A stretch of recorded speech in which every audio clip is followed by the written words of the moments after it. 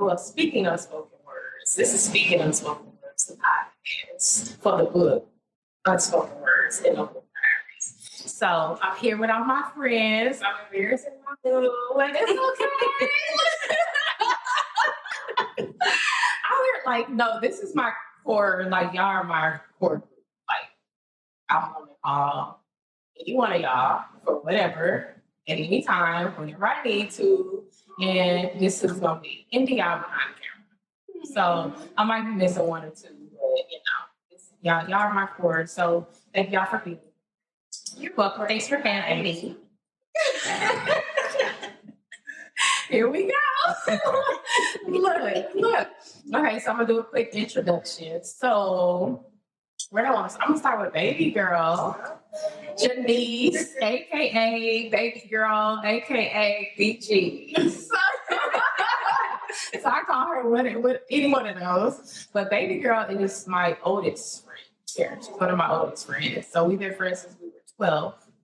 Grew up in the same neighborhood. She met me as Isha. Yeah.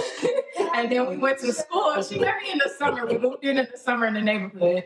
And then I went to school and the teacher called my name. They were doing roll call and it was like, Fareeda. And she yells out in the class, I thought your name is Isha.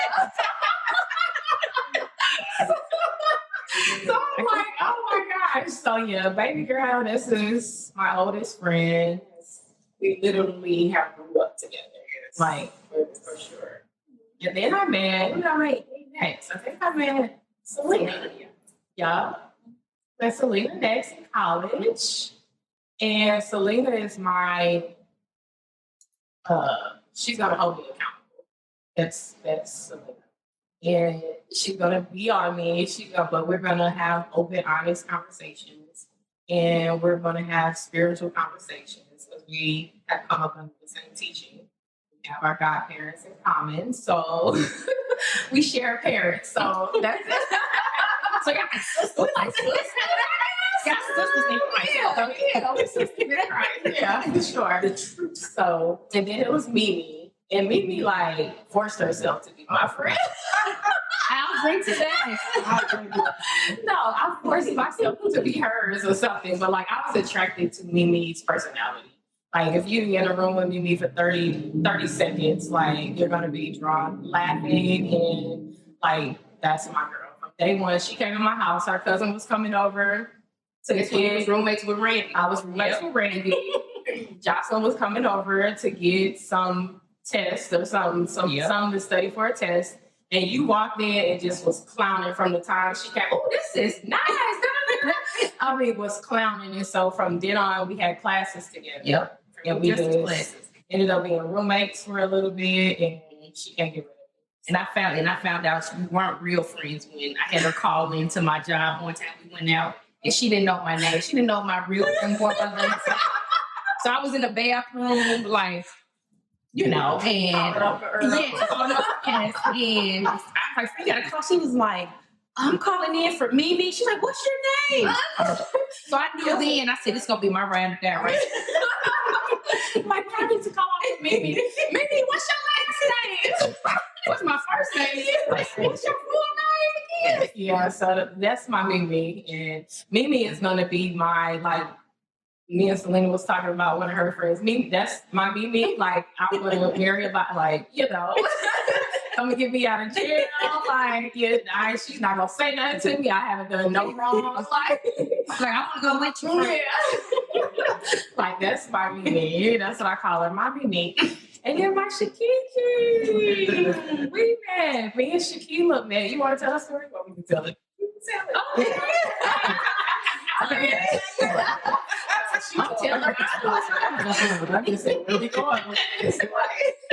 No, we met at work. We actually went to high school together our senior year. Yeah. Didn't talk, didn't know each other. I seen her. Her. I mean, yeah, I've seen her. I knew her. I knew she ran trick or whatever, but we never ran in the same circle. I didn't run in no circles, but yeah, we never talked. And then years later, we ended up working together. And we just talk about high school, people we met in college, in common.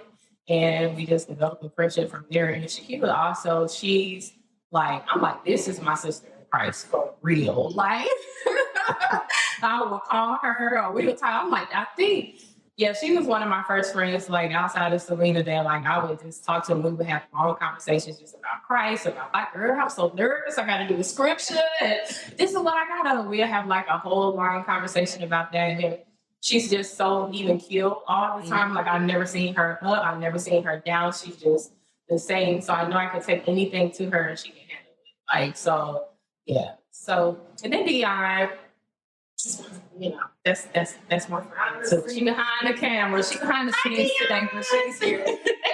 We were talking yesterday. I'm like, Dion is my emotional friend. Me and Dion used to be on some stuff. Like, oh my gosh. Like in our feelings, listening to love songs, crying together. Y'all be like, oh my gosh, I don't know who is canceling who. You're supposed to be canceling me. You crying, you know. But yeah, that's my Dion. You know, I have a few more, but you guys, y'all are my core. So we're gonna jump into it. Y'all have supported the book, Unspoken Words and Open Diary from the very beginning. Y'all have supported my dream of the book. Like when I told you guys that this is what I was gonna do, like it was nothing but support. Like Dion's here from Houston, have somebody here from Minnesota, have St. Louis, Florida, like to be here. And it's so important to me because it's not like this is a New York best time seller yet. You know what I mean? Yeah, you know, but like y'all are showing up to support a dream. Like, how dope is that? How many people can say they got friends that's going to support their dreams like that, you know? So thank y'all from the bottom of my heart. And we're going to jump into the book and the topics of the book. And I'll let y'all share maybe some unspoken words. All right, self is one of the topics of the book that I talk about. And when I'm talking about self, I'm talking about not conforming to other people's ideas of who you should be, right? So, and I think if I look at my friend group, everybody is authentically themselves. Like you are secure and confident in who you are.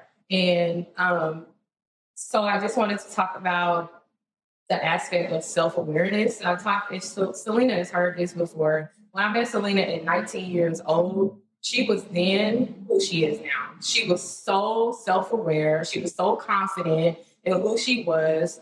I'm like, she's asking me these deep-rooted questions, and I'm like, girl, like, and you're free. What do you want out of life? Right now, I want to get what are you talking about? Like, well, what's going to make you happy? Give me a drink. Like, what are you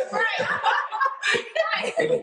Why are you asking me this? So, like, that's who she was. But for you guys, what does that mean to you? Like, what is knowing yourself, being deep rooted in yourself? Like, what does that look like? For me, it's like not putting up with people BS, just being who I am, no matter who I'm around. Yeah. You know, because so many times, you know, you be around people, you're like, oh, I feel like I have to act a certain way. But for me, I'm 38 years old. I'm finally to the point where I'm who I am. I don't care if I'm around a person that have a lot of money, like I'm going to be genuinely me because that's all I can be. Because you can portray yourself to be someone else, but then it's like when your real self comes around, you know, it's like they may not necessarily like that person or whatever. So I'd rather be who I am. And then that way I know if I want to be, you know, be your friend or whatever the case is. So, me personally, kind of I feel like all my life I've actually tried to live up to other people's expectations. So I feel like I'm 40. It took me 40 years to actually just accept who I am, like flaws and all. Like and it's weird. Like I didn't really realize that I was always putting on a persona. It's not like I was being fake. It was who I was, but it was like I put too much emphasis on making it more important to present that person to other people, so they would like accept me or even for them to just feel comfortable within their own selves.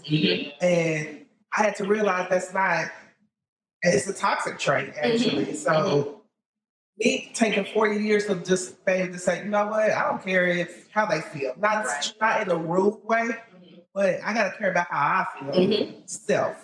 So this is kind of it's just a journey still for me personally. So yeah. Same. I still work on myself every day. So same. Yeah, and I think that's part of the journey. It's a never ending process. Right? So being self aware or knowing when to adjust into that, as my baby girl said, showing up how others perceive you in certain places and rooms. I can say that I still show up for other people how I feel that they would expect me to, and I don't feel like it's me being fake or anything. It's just me adjusting to the food. And although Fareeda thinks that I knew who I was, and I have to say, I mean, I will agree that I was probably more aware than most people around me, but at the same time, I wasn't living a life to know. I wasn't aware of what I was doing at the time. I've always been who I am. I've always been unapologetically standing who I am, never not knowing that others are watching. I was living a life not acknowledging that others are watching. I was being me, and that's all I knew how to do. But at the same time, I had so many people watching, acknowledging, taking inventory, and I was being me. And I wasn't trying to make you feel good or make you feel comfortable knowing who I am, because I was like, this is who I am. And it was raggedy. But in others' eyes, it was like a beautiful flower. But within me, I was learning, I was growing. She's absolutely correct. Spiritually, I was well aware. I had arrived at that point already. So when she say that, I was in a different space than but I was still. She was like, never seen. But I was still growing, and I'm still growing to this day. And here I am, 40 plus, and it's still moments in my life where I look back and I'm still not sure. You know, I'm still not sure how to get there, and I'm more conscious. The 20-year-old didn't care about how it affected anyone. The 40-year-old care about how it affects everyone. Yeah. And I adjust because I am a mother, I am a wife, I am an attorney, I am a professional, I am a spiritual person. I'm aware. So now I live it, and I intentionally live it. At that point, I wasn't intentional about my living. I was just being me. Right. Yes. Living. And I think when you have kids too, that brings like a whole nother perspective. Now it's like, you don't care about what the outside world is. Now this human being is looking up to you, so it's like I have to know myself before I can teach you who you are, So that like becoming a mother, that just it is. Like it's a different level of self. It tests you. And make sure you don't forget self. And that has to happen. Yeah, that's the biggest thing. You lose yourself, So yeah. So Fareeda, to you, when it comes to awareness and your book that you wrote, so how do you feel that you have arrived in your self-awareness at this point?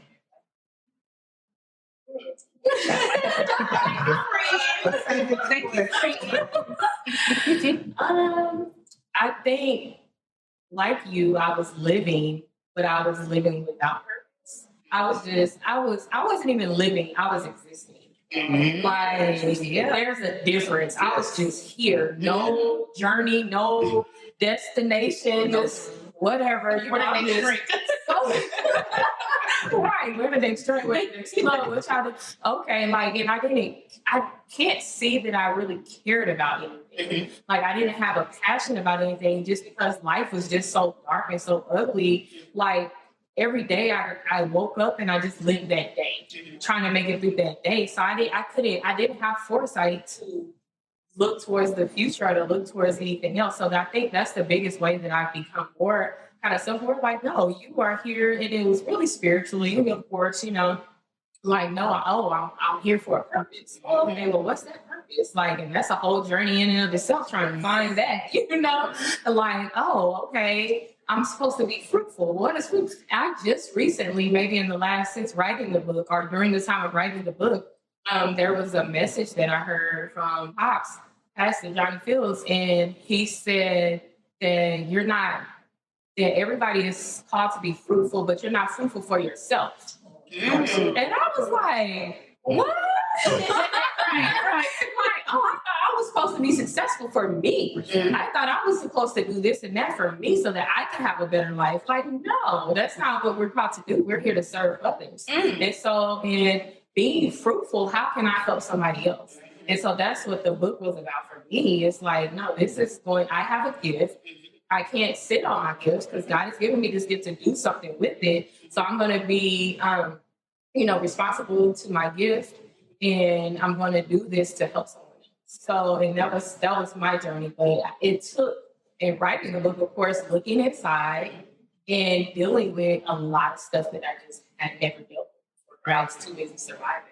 So this book was therapeutic for you. Oh, absolutely. Yeah, like it looks back to the same thing that every day you're living somebody's life. So how you live it, just know that someone is taking your hand to the paper and they're going to follow as an example of what to do or as an example of what not to do. So your life is always being watched. So you're living, your hurt, your pain, this book, as you wrote it, is going to help someone else get through it. Although you went through it, it's going to be a guide for somebody else. In a world that a lot of times tells women that they're not enough, like we hear about women changing their bodies, changing their appearance, trying, a lot of strong women that I know lose themselves. You talked about that, like lose themselves in relationships or in a job, a title or whatever. How do you inspire yourself? Like, what words of affirmation do you tell yourself, or what words do you speak into yourself? I am enough. I'm like this. Every day, I am enough. Like, that's it. If what I offer you don't like, you can go. Like, I know wasted too much time. Right. I think for me is the podcast that I listen to. And she says I am all. So knowing that everything that I need to that's all that matters. And sometimes I get caught up searching, in other areas of avenues, friends, relationships, work, and sometimes it's everything that I need to. God has already provided it. So we can certainly see that. That sustains me. It's just, baby girl, what do you love about yourself? What do I love about myself? Sorry. You know what I love about myself? I love that I can keep a positive mind frame in the darkest time. Like, growing up, it's like I always would see how I would want to, like, have my life lived, or I would have friends who would be living a certain way where I never wanted to be envious or jealous of it at all. Never. But it humbled me in a way to be like, okay, you know what? I might not be here now, right? But most definitely, it motivated me to make sure in the future I did what I needed to do to make sure I was there. That's good. I was there. So just being positive and just being able to go through things that most people probably would have been broken by. Or, and I know my situation might not be as worse as others. That's another thing I kind of tell myself, like I kind of say grace. Yeah. I'm still going through it. It's still my pain. It's still my trauma. So even though it might not be as bad as the next person, it's still mine. Absolutely. So I shouldn't feel bad for having it compared to, or whatnot. So yeah, that's I'm sorry, was that persevere. Yeah, because you can sit in today's times, like you have to be positive. Yeah. It's so much going on. And the another bad side to it, bad people are drawn to that. Oh yeah, positivity. Yeah. So I had to. That's another. I'm a little green at times. that's another thing I had to learn in life. Everybody's not like me. Everybody doesn't think. I'm not saying I'm just this holy, but I do like to be considerate of others. And I had to learn that everybody's not like that. Yeah. And so, and can't be, I also can't let that affect me either. I still do what I do. Right. Just because there's people out there who might not perceive it, who might not even deserve it. I just want to be more, what's the discernment? Yeah. Of who deserves my energy. Right. That type And of it be way. hard because, as women, we're nurturers. And that's what I find myself, it's like when you get in relationships, you see the signs up front, but because we are nurturers, we always want to see the good in people. And that, that puts us in situations where outside of the relationship. where Like we this be, and we job. like, you could be sitting there like, I ain't supposed to be at this, but just that positive thinking, just, it can get better. I can make them better. I can do it, and you be like, then after it's over, you be like, So that's why I'm finally glad I'm at a point where I am enough. Like if this ain't what you want, bad. Yeah. It's But it's too short. It's Yeah. too short. I'm like, when I turned 40, I seen a video where it was basically talking about how people think that 50 is the middle age. And really it's not. It's like 30, 35. Because majority of people are not living to be 100 years old. right. So it's like, then you're spending all your time, you work until you're 62, 65. Like, so when are we really living? So, Now. so it's like no time to waste. No time to waste. Speaking of like love and what you love about yourself, and love overall is another topic. How old were you? How old were you when you first fell in love, or what you thought was love at that time? Because it probably My first love, 15. yeah. My first boyfriend thought I was in love. Yeah. And after that, I ain't been no more love after that. So what am I? I lust. Well, I can't even say. Okay, so my first love wasn't until like I think I was 25, 26. So yes, I had an infatuation with somebody. Yeah. It was that, I wanted that relationship. I wanted things to work out, but I knew deep down I was only getting that feedback. And then, it wasn't until I was around 26, 25, 26. Yeah, Most of us fall early. and I was just like, this is how I'm going to treat you. And that was my first example of how a real man should treat me. So it was just like, I felt that's the only love So I think for me, I had a high school boyfriend, one that I thought was dope. And obviously he was not. And I can't even tell you guys how bad that was. It was one of those things where you were so in love and you just know everything about it was supposed to be that way. And you would have fought everything in you to make sure that relationship worked. Until you realize and you go to college and you find something. Like,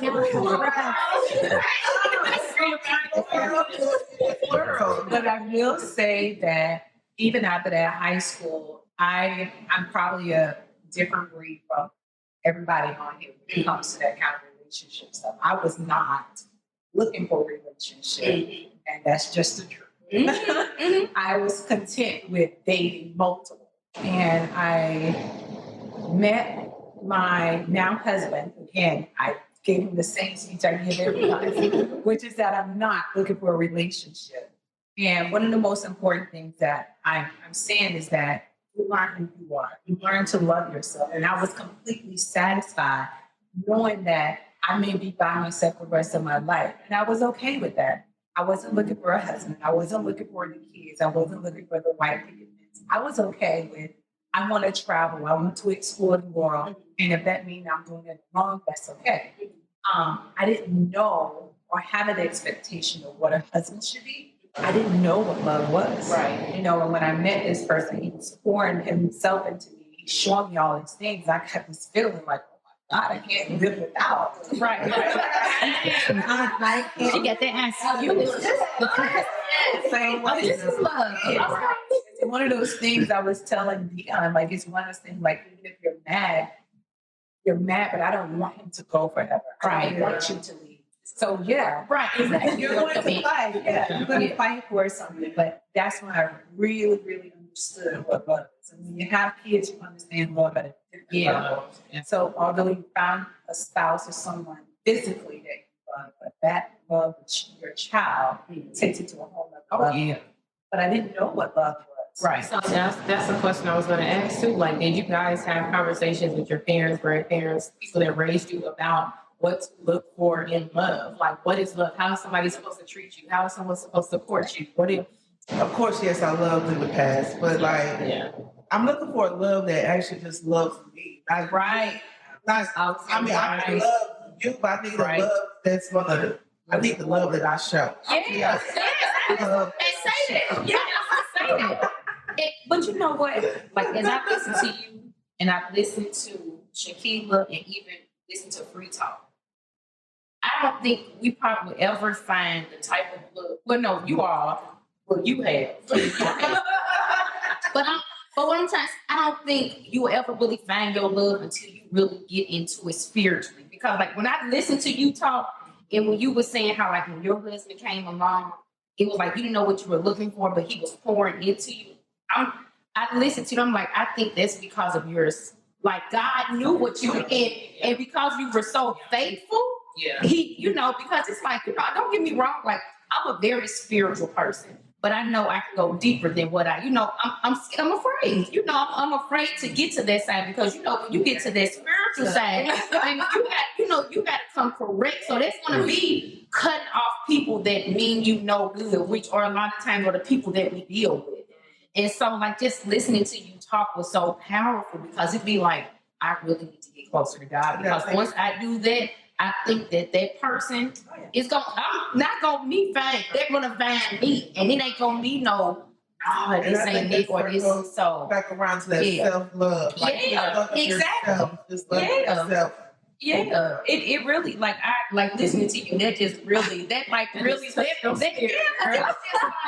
what she said was so real. She was just dating and he was pouring it, and it's just like, man, and then like, and I know like with me, like I've had one relationship. All of my other relationships have been situationships where and I'm talking about long term, 5 years, and it ain't never been we sit down. I just go with the flow. And that's me protected. Like when my first boyfriend broke my heart, I just kind of put up this wall from everybody. And then it was just like, okay, I'm going with the flow. Okay, we're doing this 5 years. Okay. And then they moved on, got married, and so it's like, I don't never see that side of you though. Right. And I know as a right, most women, minus Selena, but like most women will, if you're in a situation for 5 years, you're going to be emotionally attached to that situation. I just know, like it's like I'm like, and I'm not gonna lie, like I always keep like. I'm always talking to somebody else. Like I'll deal with a person for a long time, but you better believe if somebody coming to me, like if you're not putting a ring on my finger, like I tell them, like I'm single till I'm married. Like I'll deal with you for 10 years. But if you're not putting a ring on my finger, we just playing. We playing out. But that's part of what we discussed last night. Is that when I met my now husband, I see dating. This is part of the teaching that we received from Pops. When you're dating, you're testing the water. Right. It's like you're just having taste of here and there. Right. You guys are learning each other. You're trying to understand parts of this person. That may be like 5, 6 people. There may be 2 people. There may be 3 people. But it doesn't mean that you're exclusive with this person. Right. When you give so much of yourself, why should they work? So if you're giving somebody 5 years of devotion, why would they work harder to become your husband or your wife? Like, why would they? As old people say, you giving them what they say, you giving them milk. Why they gonna bet a cow? Why give them the milk? Kid's such an emotional person. I think I just latched on hard because I'm very, and I didn't have control of my emotions. We talk about that all the time. Like it was a mess. I did not have control over who, I didn't know that was only reserved for a special person. Right. I gave it to whoever. Like, you was giving me a little bit, I gave you all of it. That's like, right. You know, like, this I had to, like Selena, I did not date for 5 years before I met my person because I had to work on me. Absolutely. Like, I had to figure out who I was. I had to figure out what I liked, what I didn't like. During that time, I think I did date, you know. But in time is when I was figuring out who God was and how He loved me. Yeah. It's like, oh no, I'm not putting up with that. No, yeah. No, God would never. Like, God would never. God is saying that's the devil. The devil that sent you back. For sure. So yeah, so like when I met my person, like when I met my wife, I was still a broken person because I hadn't dealt with trauma. But as far as relationship goes, and what I wanted from a person and needed from a person, I had a better understanding of what that was supposed to look like. So how did she present herself to make you understand that she was the one and that your heart was safe to be given? It was just easy. I don't know that it was a conversation, a thing, or what. Like, we connected so deeply, like just in the beginning, but we're like, no, we're gonna take this slow. Like we came in like on the same level. We're gonna take it slow. We're going to talk. We're gonna get to know each other. We would have like one time we had a 14-hour conversation. Like, we're switching from house phone to my cell phone is dying, and I'm gonna call you on the house phone. Like, that phone, like, okay, yeah, she at work, like working, like through work. I'm coming to work, ain't got no sleep, and no whole night. Like, yeah, that's love. It was right. I gotta go. Right. I had never done that before. I never had anyone take the time to get to know me. Right. To be vulnerable, to open up themselves. Like, I'm like, oh, you opening up yourself to me? Like, you trust me to like vet me? To like, you know, so it was so easy. Y'all are definitely each other's balance. Like, me and the house, like, man, like, it's just, like, they are each other, like, they need each other. Like, exactly. Like, for real, like, man, like, did I tell you that earlier? I said, Rose, I needed you. For real, it's like, you know, like, what Free don't have, Rose, oh, I got it, babe. And it's like, what the hell? You in my head? Yes, but that's what it is. And I'm like, man, like, I'm going to church next Sunday. No, Selena and Mimi, you guys are raising girls. Like, your girls are younger. My God, baby, this is Naya's 13. Kansas City, so. Like, teenagers, like, what do you guys, I don't know if you're teaching them or having those conversations now, or what do you want to teach them about what they should do? Because we didn't get the lesson, right? Everybody said they didn't have those conversations, but we're a generation of people, at least my friend group is, that want to do it differently. Right. For our God kids, you know, kids, whatever. So what do you want to teach your girls about, you know, what to look for in life? Like, I just want her to know, like, you are enough. And I think once she gets that, then, like, she'll be able to see the world and see boys or whatever, you know, in a different light. Because now it's just, you talk to her, it's going through one ear out the other, you know. But, yeah. Well, I mean, you have two. I have two girls, two sad girls.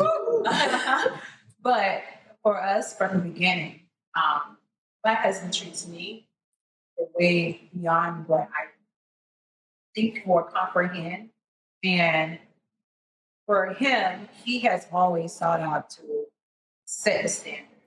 So they're in a home where they have the mom and dad. You see dad go above and beyond for mom all the time. And you see mom loving on dad all the time. So for us, it's by example.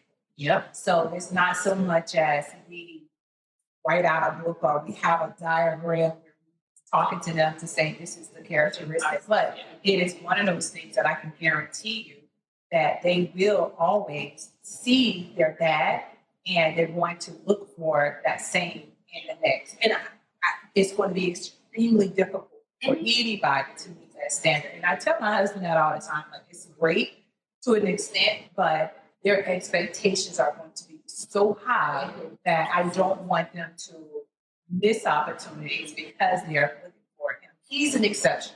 And we know that, and I know that from looking at our friends and our family, like he's an exception to what's normal, what's like even acceptable, like for average, like he's just way above that.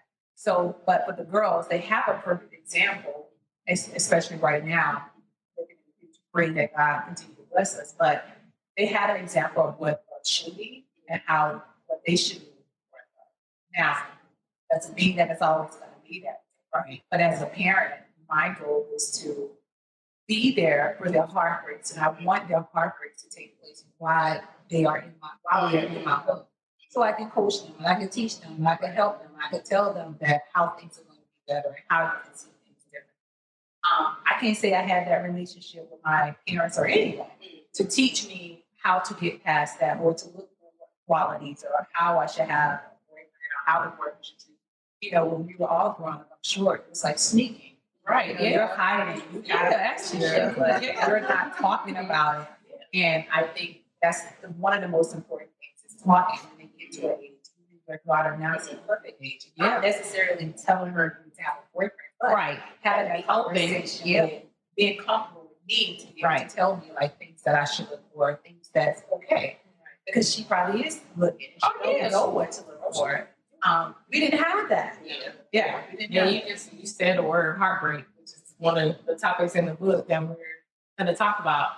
And I think you shared with me, you never had your heart broken romantically. I didn't say. Okay, I'm sorry. Don't let me, I'm in a minute. Okay, so no. I will clarify. Well, let's take a panel first. Okay. Has everyone had their heart broken romantically? Oh, yeah. First one. Yeah. So, baby girl, you said yours would be a little different because you said you never really feel like you've been in true love. But you're right. But you, I've been hurt. Hurt.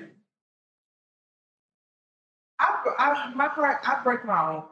Exactly. I like that. Oh my God. That's truth, baby. Yeah. I mean, because I think I be expecting, and this is romantically and outside of even being romantic, like it can just be friendships, or just not even friendships. It can just be people, just in general. Like I think I put an expectation. It's my expectation. It's not theirs. I had to learn that this is my expectation. So if I'm breaking my own heart, thinking that somebody's going to meet my own expectations. I like that. I like that. So, that makes sense. Not saying that you should not have expectations, but I think my downfall is not really setting too high. Or not. Yes. Then they don't even know. They don't know.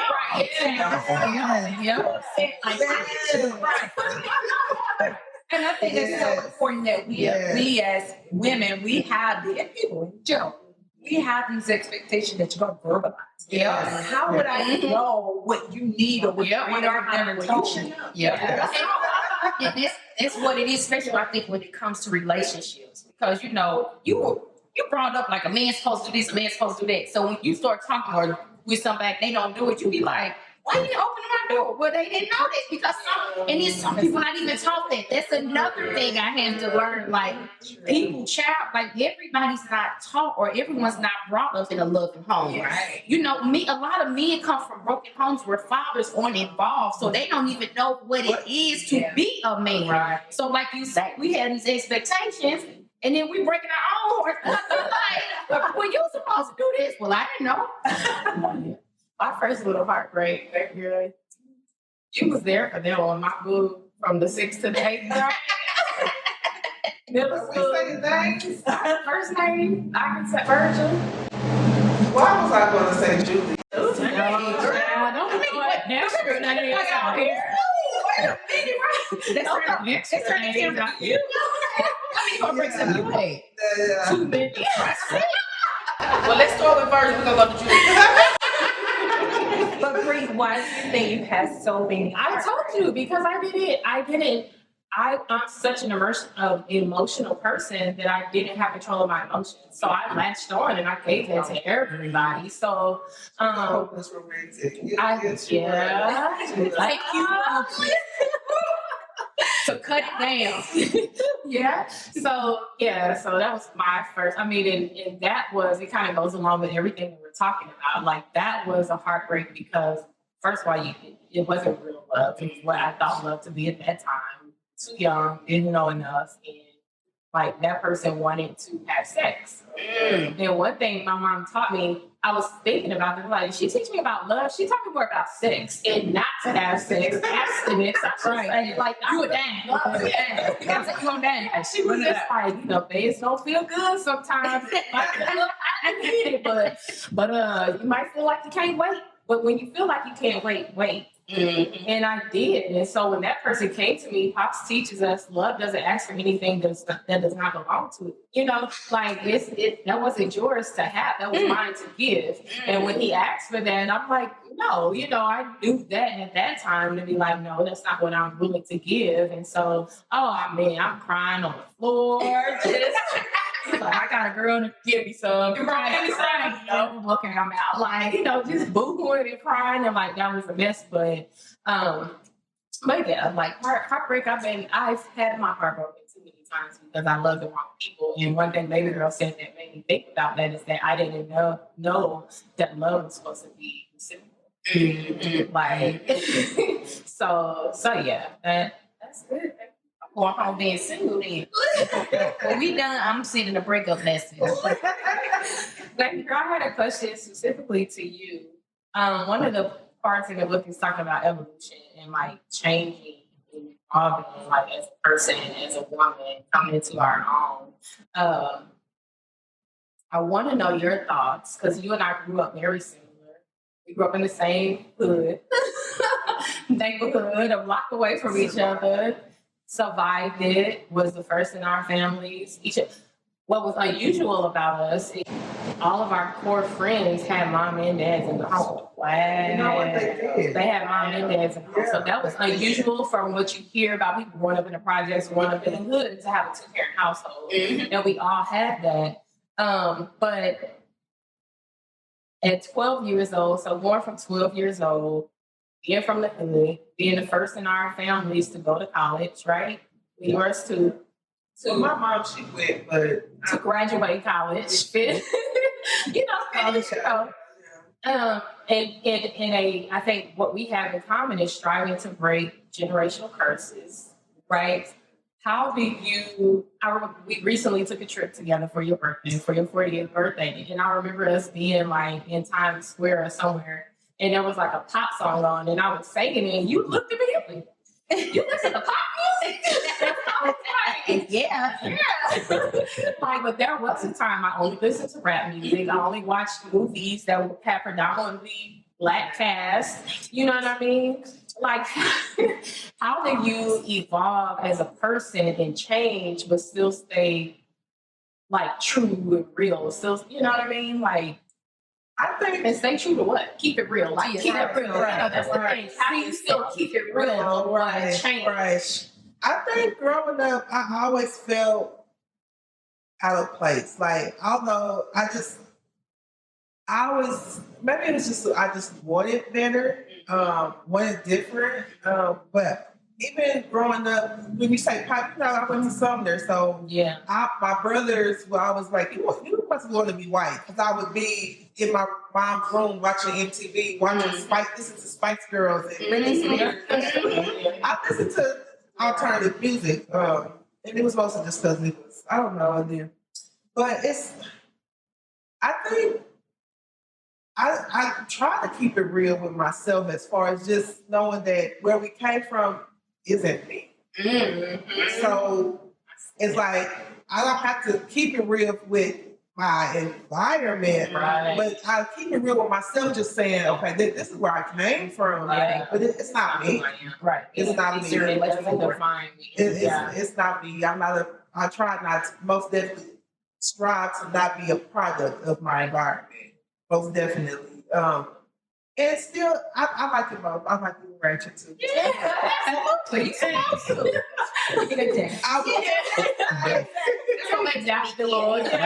Going to Sumner actually, I think, made me real well-rounded with different races, different type of people. Like going to Sumner was my first Sumner is the time. local school. It's not a Well, private it's school. not a private school, but it's a academy. it's a college prep. You Yeah. either have, I don't know what the rules are now, but you either had to already have a certain GPA and be accepted, invited to come in, or were invited to test it. Yeah. So when I went there, I didn't want to go there. I did not want to go. I wanted to stay true to my Right. stay at Eisenhower and don't tell and everything. But yeah, but going to Sumner, I was around a lot of different people.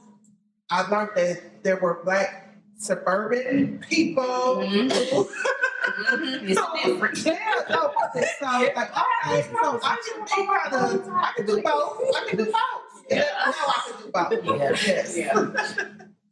So just to wrap it up, what do you believe your purpose in life is? So I always thought my purpose had to be tied to a job or something like that.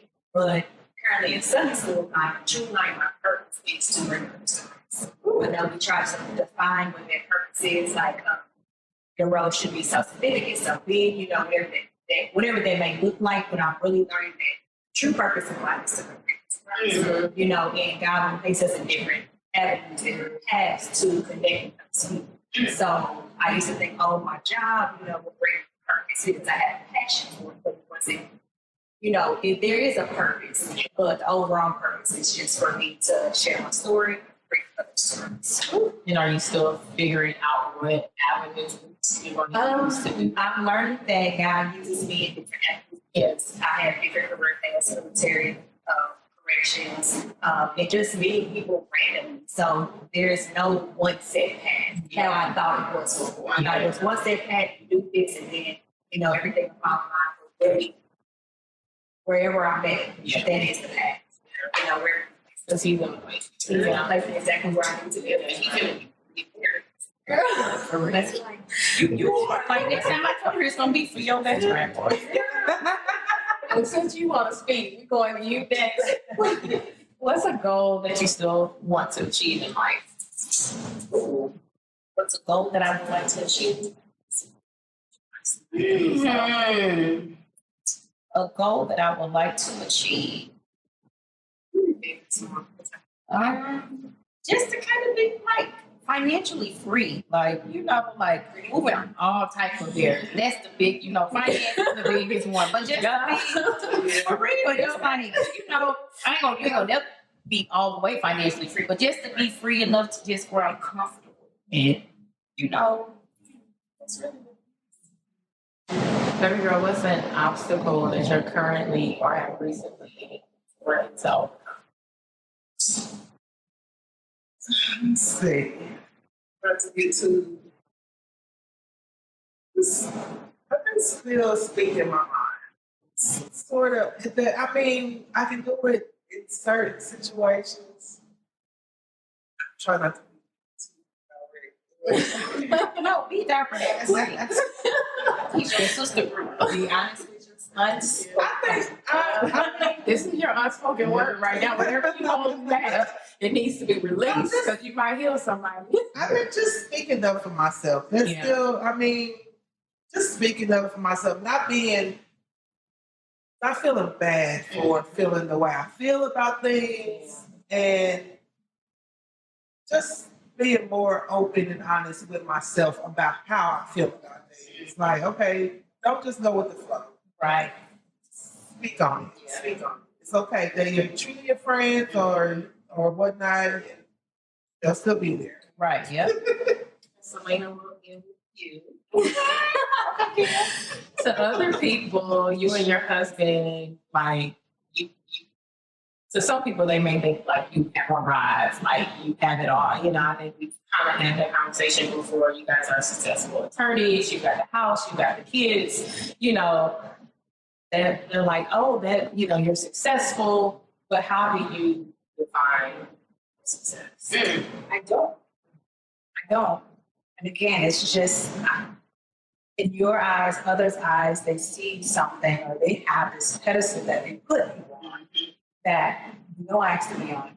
And we're certainly don't live our lives on a pedestal or believe that we have arrived or that I mean, by definition, yes, it says okay, but physically, spiritually, financially, there's always more to do. And that's just it. Like, don't feel, I like to feel like I'm just, you can see me as you saw me 20 years ago. I'm not the same person, right? But I would like to believe that I'm still Selena.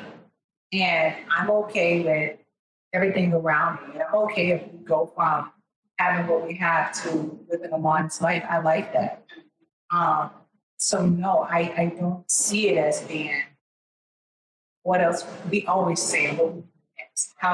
What's the next level? You can never be complacent, you can never be complete.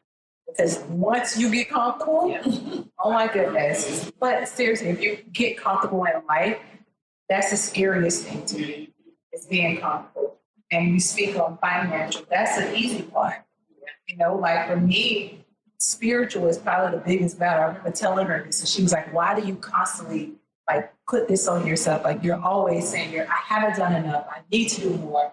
But that's how I wake up every day. That's how I go to sleep every day, thinking that I didn't. I want God to be satisfied at the end of the day. And if I'm not satisfied with myself, you can't possibly be satisfied, right? And I just feel like it's so much more to have. Thank you, guys.